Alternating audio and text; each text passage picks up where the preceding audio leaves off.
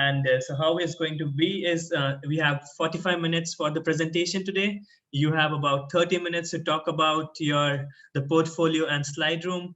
Following that, you'll talk briefly about Knox, and then we'll have roughly 10 minutes to take the Q&A. All right.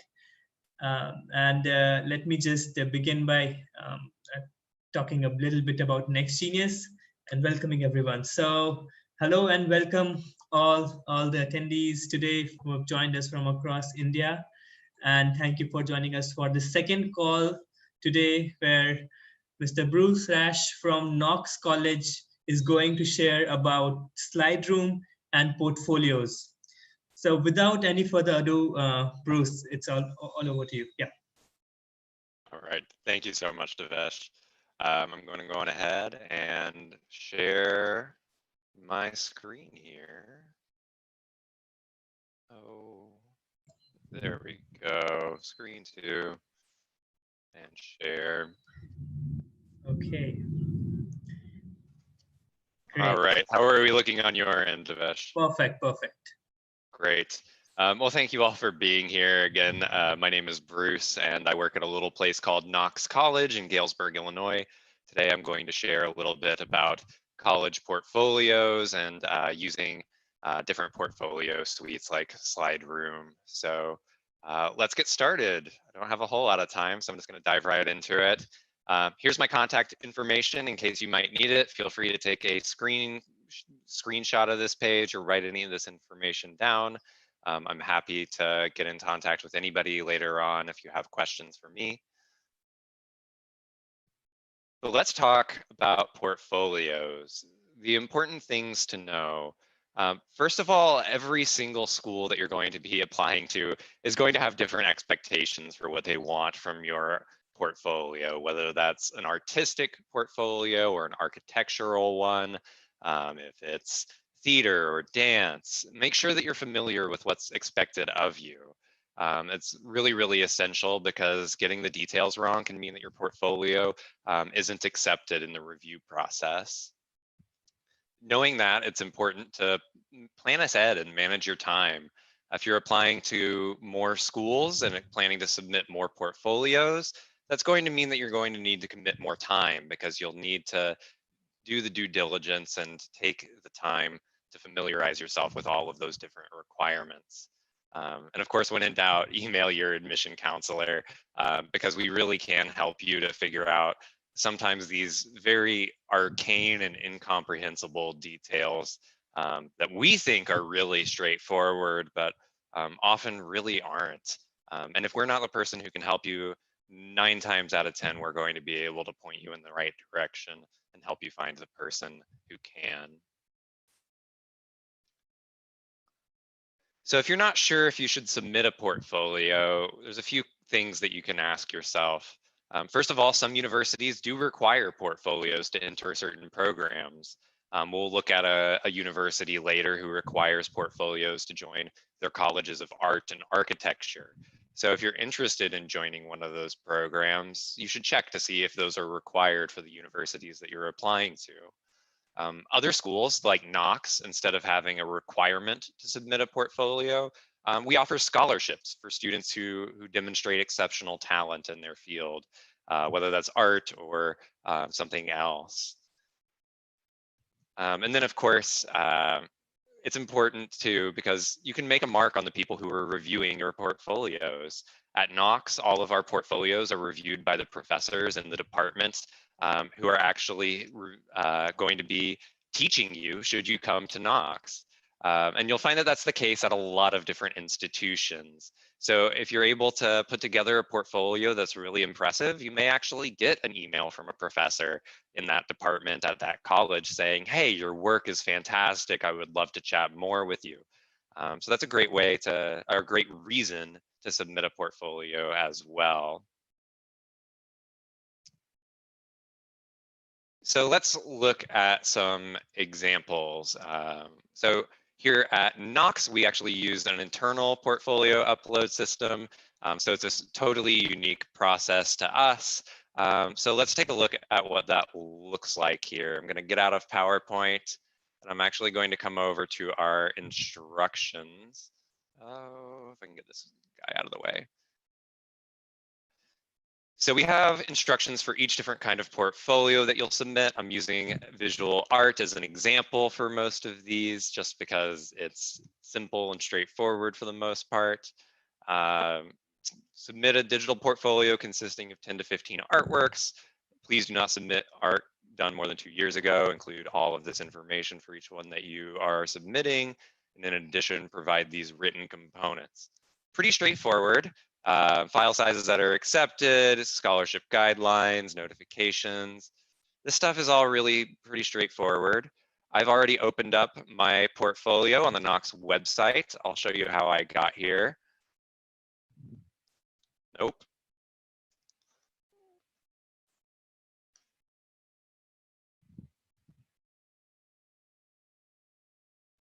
Just for the record, my middle name is not actually Lewin. It's just a placeholder. So this is what happens when you finish submitting your application to Knox. So you don't turn in a portfolio until after your application is submitted. And I'm going to come down all the way down here to where it says portfolio and edit my portfolio. And I can just upload media straight through here. It asks me to submit scholarship submission form, to fill out all of this information here about the works that I'm submitting, just like we went over before. I'm not actually going to take the time to do this right here today. And it's as simple as selecting the files that I want to upload. I have these lovely MS Paint drawings that I did earlier today. Start upload. Okay. And then once I'm done, it'll take me over to all of the things that I've uploaded. It's still processing the thumbnail here. And I can include a title, the year, the size, the medium, all of this information that it's asked for in the guidelines. And I can also indicate if it's a representative work, which means that it's the piece that I'm the most proud of. And obviously this one is. So I'm going to update it here. And that's really the whole process for submitting your portfolio through Knox. Once we're done here, we can click continue and submit. Ta-da! So that's Knox, and that's pretty straightforward. But let's look at another school. So I'm actually looking at Washington University in St. Louis. This is an institution that Knox partners with for a few different programs, and we're also pretty close friends with some of the admissions staff over there. But they are a larger university, and so they do require portfolios if you're submitting works in the arts. And you'll see here that we've come down to the portfolio section of the Common application. And it's going to redirect me to Slideroom. Different institutions like Washington University will sometimes use Slideroom for various different portfolios. In this case, I'm doing another art portfolio, and it's going to ask me some questions just to make sure that the applications are paired up correctly. And Slideroom is incredibly intuitive. It's a great resource. Again, we're just going to come in here, add media. We can upload from our computer, from Dropbox. We can even copy media over from other Slideroom applications that we have if you're applying to multiple schools that are using Slideroom. So again, I'm going to upload 2 pieces here. These beautiful, beautiful works of art that I've done. And right here as I'm submitting it. A happy boat. This is a digital medium. It's 1:1 roughly dimensions, and it was completed 8/15/2020. Additional details. This is a very happy boat. I love it. Changes saved. Great. Continue to the next file. Malcolm becomes a dog. Medium digital. MS Paint. Dimensions, roughly again, 1:1, date completed 8/15/2020, additional details. Malcolm is not usually a dog, but today he is. Can't even spell Malcolm. There it is. And when I click done, that's it. My portfolio is about ready. I'm going to click next. I must provide 8 more media items. I don't have 8 here today, but once you're done, you can go on ahead and click next, and then it should allow you to submit. But it's really pretty straightforward using Slideroom. And it's important, again, that you pay attention to the instructions here, which I'm fairly certain I did not meet the requirements for Washington University's portfolios. But these are the entire instructions here. Choose 10 to 20 pieces of your best and most recent work.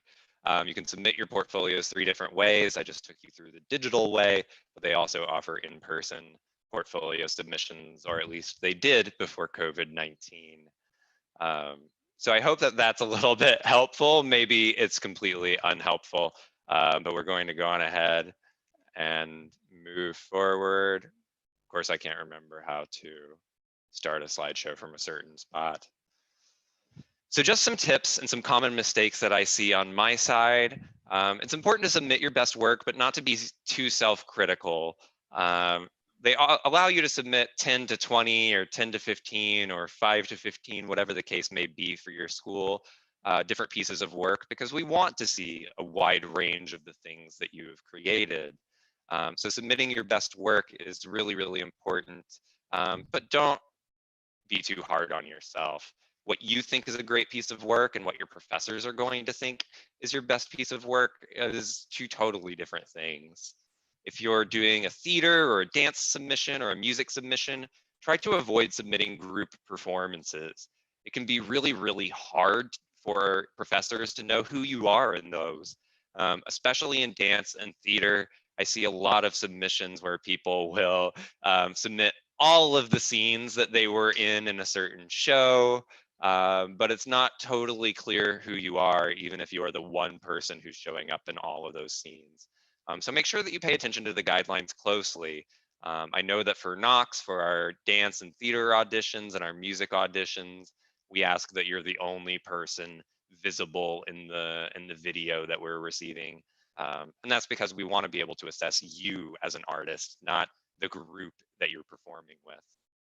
I'll also say that not everybody needs to submit a portfolio. If you don't have a portfolio of works to submit, that's okay. If you're applying to a college or a university that requires it for the program that you're entering into, that's another story. But you might ask yourself if you're actually a good fit for that program, if you don't already have a portfolio of works to submit. And then, of course, ask for help when you need it. If it's one of your mentors who's helped you in this, in your art or your performances, or a teacher in that area, or even an admission counselor like me, we are so happy to support you and to help you out as you're going through all of these different processes. Was that about 20 minutes? I think it was. About 15. Is it all right with you, Devesh, if I move on and we'll take a little bit more time for Q&A? Sure, that works. Yeah. In fact, we started receiving some questions, and I think it makes more sense that we can answer specific questions. Yeah, right now? We can do that now? Sure. Yeah, definitely. Great. Let's do it before we move on. Okay. So shall I start reading out the questions and you'll answer? Or? Yes, please. I don't have them open right now for me. Okay. So a student wants to know whether they can submit a dance portfolio even if their intended major is not dance. Yes, absolutely. So again, it's going to depend on the college or the university. So make sure that you're aware of the expectations for you when you submit a portfolio. Some universities will say, yes, please submit a portfolio if you want to. If you're a dancer, we'll offer you scholarship money, even if you're not a dance major. But sometimes they'll have a little caveat, right? They'll say, yes, well, you don't have to be a dance major in order to submit a dance portfolio, but you do have to be on our dance team for 4 years, or you do have to do this thing or that thing. So again, reading the instructions and understanding the expectations are super important. I would say that most schools are going to have an expectation if you're submitting music or dance or theater auditions to be a part of those programs, if they're attaching scholarship money, or if that's a part of your offer of admission. In Knox's case, we don't, but I think that we're more of an exception than a rule. Okay, great. Are the portfolios only for performing arts students? Do students in other majors need to submit a portfolio as well, like someone who's planning to study economics or business? Mhm. You don't have to. It really depends on the school and you. For example, if you're interested in studying economics, but you also do art on the side and you want your admission counselors to see that side of you, and maybe you're planning on taking a few art courses just for fun, there's definitely no harm in submitting that art portfolio. Again, making sure that there's no expectations attached should you do so. So especially in Knox's case, we love to see art portfolios from economics students. We think that it's a great way to show that you're a well-rounded human being, but it's not required and you don't have to do it. If you're really firmly, I am all about economics, then you don't need to submit a portfolio. Um, Mhm. Unfortunately, there's typically not an equivalent to a portfolio for students in those fields. So there's not supplemental work that you can submit in economics, for example. We just don't have, in most cases, most universities don't have the infrastructure developed to recognize work that you've done already in that way. And in part, that's a side effect of the American education system, because most American high schoolers are taking art and theater and dance, but they're not taking economics courses. They might have an pretty elementary understanding of economics, but it's not considered a core subject or an extracurricular activity here in the United States. And that's why. I don't know Okay. if that answers the question. Yes, yes, it does. I think, yeah, we've covered it well. Okay. What is the difference between a resume and a portfolio? This is a great question. So a resume or a CV, a curriculum vitae, is like a piece of paper or two pieces of paper, really detailing in a list format your accomplishments in a way that's very easy to digest, in a way that at a glance somebody can observe your work. A Mhm. portfolio, on the other hand, is something that's intended for people to take a longer more engaged look at. Somebody will be spending, 2, 3, sometimes even 5 or 10 minutes with each piece of artwork or each dance submission that you've provided. They're really going to be spending a great deal of time getting to know your work by observing your work.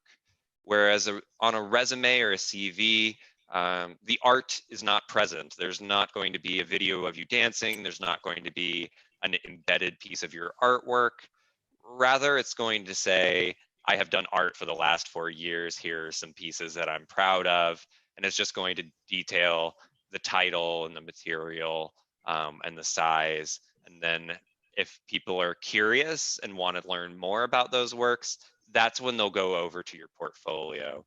So the resume really is more like a cheat sheet, and the portfolio is more of the deep dive. I don't know if Mhm. that makes sense. Yes, yes. Yeah, I got it. I think that makes sense. I would also put it across like, again, a resume is only a list of your accomplishments, but a portfolio is actually a proof of your activities or your performances or things like that, right? Yeah, that's a great Okay. way to put it, Divesh. Thanks. And can we submit YouTube links to videos in our portfolio? Do students do that? Yeah, again, it's going to depend upon the institution. At Knox, you totally can. At Washington University, I'm not totally sure. I don't think that you can because they only submit, they only accept art and architecture. So they're going to be still images that they're expecting from you. Um, so again, it's going Mhm. to depend on what kind of portfolio you're submitting and the institution that you're submitting to. So if you are applying to a dance program, I would expect that YouTube links will be more than acceptable. But if you're submitting YouTube videos to people, don't just do that because it's easier than uploading a video. Because you want to make sure that the YouTube video you're submitting meets all of the criteria for the institution that you're applying to. And each one is going to have different instructions, and you'll likely end up needing to change that video anyway. Most of the time when I see a YouTube video submitted, it's a group performance, it's a lot of people, it's not clear who I'm looking at, and so I can't really do anything with that. Mhm. Uh, Okay.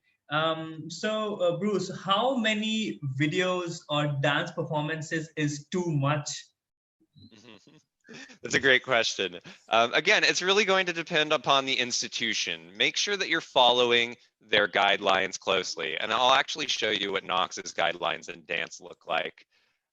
So if I can come back over here for dance, we're pretty explicit. Your audition should conclude 2 short dance pieces, each no more than 1.5 to 2 minutes in length, representing a range of styles. Make sure that the videos are only of you and not of you presenting in a group piece. So we're really, really explicit about what we want from you. And you'll find that that's pretty common. If the place is not explicit about what they want, I would encourage you to email your admission counselor.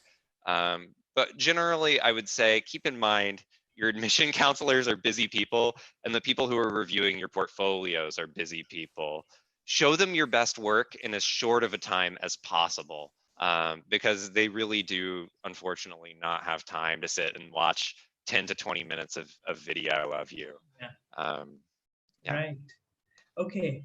Does Knox also accept creative writings as a part of their portfolio? Yes, we do, and a lot of places do. So Knox is, of course, famed for its creative writing program, and we love to receive creative writing portfolios. So in writing, we accept them in all different areas, and you can actually submit them in more than one different area, as long as your total work doesn't exceed 20 pages. So poetry, fiction, creative nonfiction, journalism, playwriting, critical essay, all of these different areas. These don't have to be new pieces of writing. They can be things that you've written already, as long as they're relatively recent. Okay. What is the role of a portfolio in the college application? Question 1. And question 2 is, will not submitting a portfolio affect my profile? Yeah, so the role of submitting a portfolio, it kind of goes back to this idea of holistic application review. This is something we're really big on in the United States. And I would say that the smaller the university is, or the more prestigious a university is, the more it's going to matter that you submit a portfolio. Because it's going to give us a more well-rounded understanding of who you are as an individual, especially if, again, if you're intending in majoring in one of these areas that you're submitting a portfolio for. I don't think anybody is expecting you to submit an art portfolio if you plan to major in economics and have never picked up a paintbrush in your life. But they do give us a clearer sense of who you are as a person. If you're not submitting a portfolio, there are other great ways to do this, like doing an interview, sitting down and chatting with your admission counselor, participating in college events that are happening, etc. And then remind me of question 2. Sorry? Remind me of part 2 of that question. Or did I answer it already? Second. Will not submitting a portfolio affect my profile? No, I would say no. Unless the college or university you're applying to explicitly requires one, I don't think that it's going to negatively impact your application if you don't submit one. Of course, again, it'll help, especially if you're applying to an especially competitive or an especially difficult program at a larger university. Then it certainly helps to submit one. But I would say if you're applying to a small college like Knox, or many of the Next Genius partner schools like Beloit, I would say that it's not going to negatively impact your application. Okay. But ask your admission counselor. Right. So how would you see a portfolio which has someone singing, but in a different language, not in English? Yeah, that's a great question. I don't think that the language matters so much.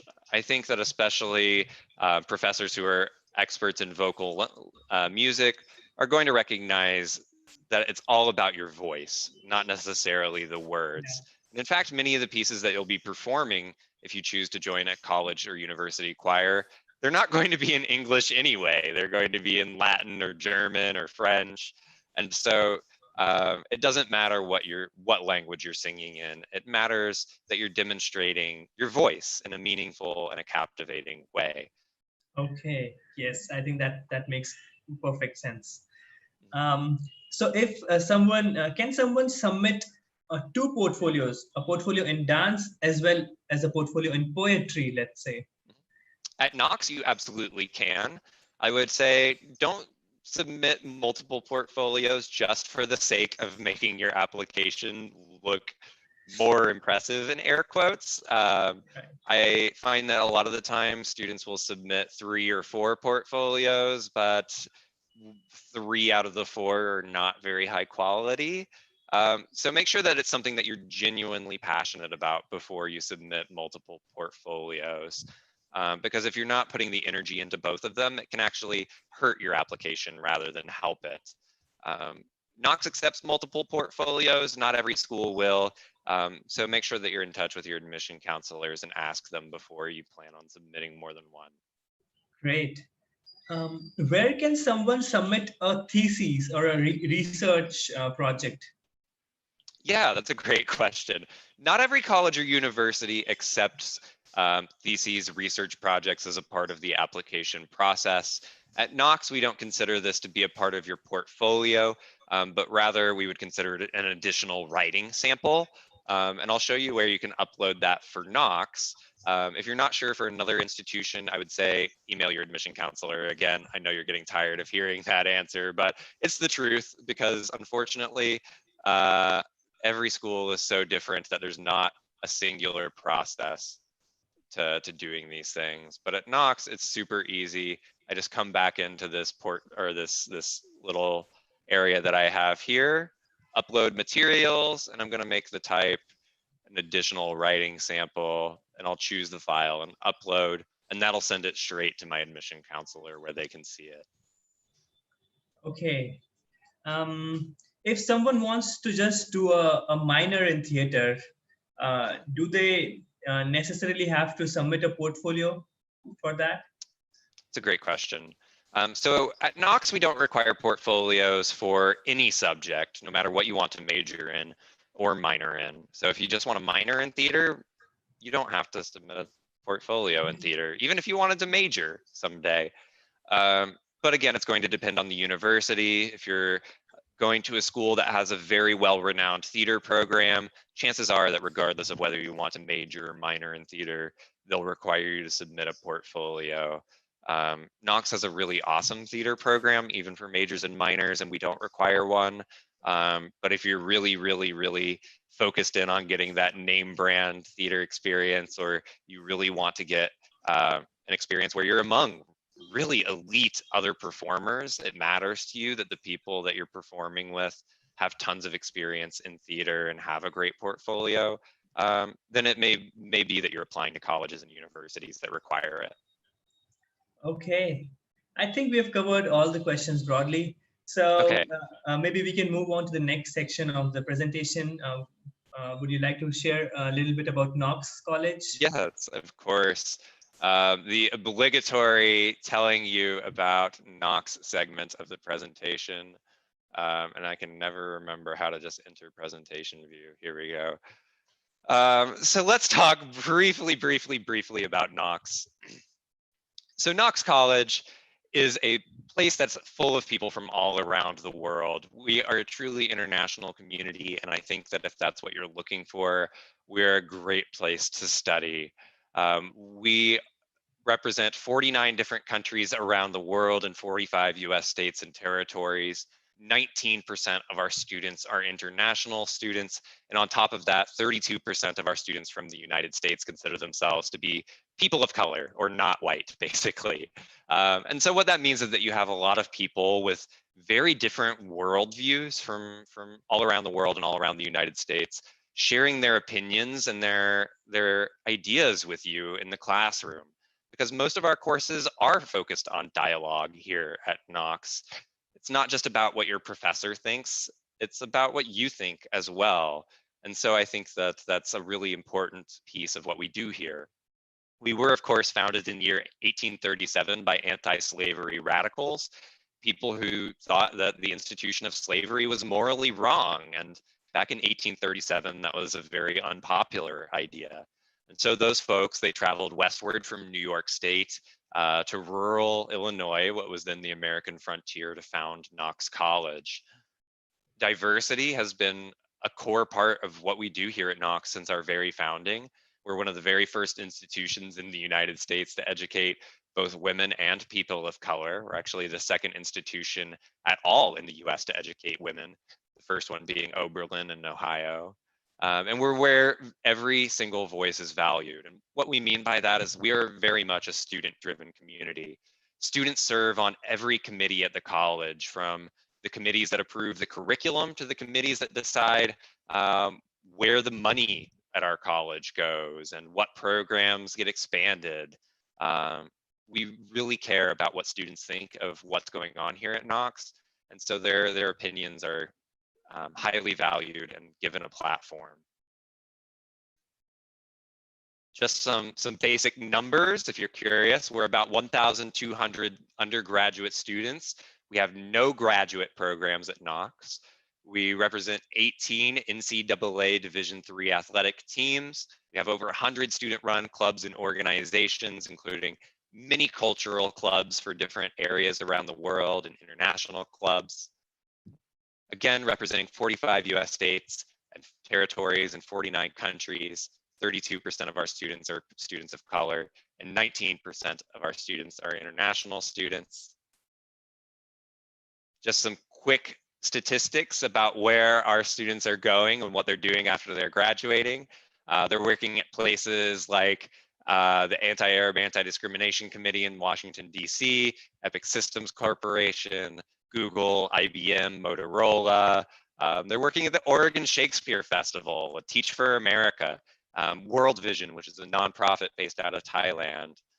They're attending graduate school. Over half of Knox's alumni will wind up in grad school within 3 years of graduating. And they're going to some of the most elite graduate institutions because Knox prepares them well for those programs, whether it's a master's or a PhD. And many of our students do enroll directly in PhD programs straight out of leaving Knox. So whether that's at MIT or Yale or New York or the University of Illinois or Washington University in St. Louis, they're all awesome places to attend. And of course, our students are doing things like becoming teachers and attorneys, professors, business consultants, writers, stockbrokers, programmers, engineers, you name it, we pretty much have a Knox alum doing it.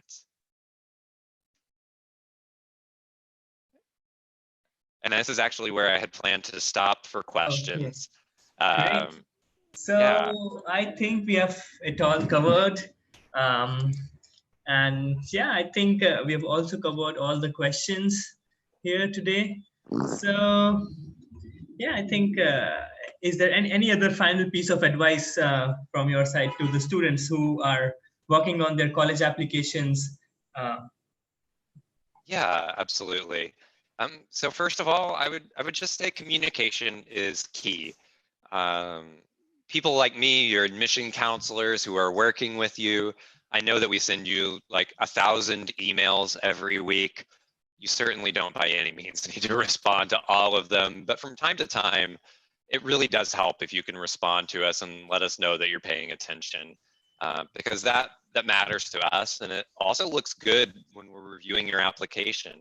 If I've been communicating with you over the course of the application process, I'm going to pay more attention to your application. And that's not something that I do intentionally, or I think anybody does intentionally. We try to give everybody a fair shake either way. But naturally, I'm going to be more curious about your application and what I can find if I have a sense of who you are. And so that's going to provide me with more motivation in order to pay attention to the things that you're submitting. It's also going to mean that if I see something that's wrong with your application or your portfolio, I'm going to be more motivated to email you and say, hey, this isn't quite right. I'm going to give you the chance to fix it before I pass it on to the faculty for review. And otherwise, the faculty are not always so nice with their portfolio review. They're extremely kind people, but they're strapped for time. So if your portfolio doesn't exactly meet the criteria that they want, a lot of the time they'll send it back to me and they'll say, nope, I'm not looking at this. And that's it. That's no more portfolio review. Right. So make sure that you're in touch with us and asking questions and paying attention to what's expected of you. It really does matter. And I know that we email you and email isn't cool. but at least email us back and say, will you please WhatsApp me instead? Right, of course. Yeah, totally. So yeah, I think we are towards the end of the presentation, and thank you so much, Bruce, for joining us this Sunday morning and taking time out for presenting this topic. And thank you all the attendees once again for joining us for this session, and we invite you to join the next session, which is going to be about recommendations and how to invite your recommenders and how to invite your counselors and teachers for writing a recommendation. So great. Good morning. Have a great Sunday, Bruce, and hope to see you so soon. much. All right. Glad to spend some time with you, Devesh, and thank you so much, everyone, for being here. I really hope this was helpful, and please feel free to be in touch with me if you have further questions. Great. Have a great evening. You too. Bye. Bye.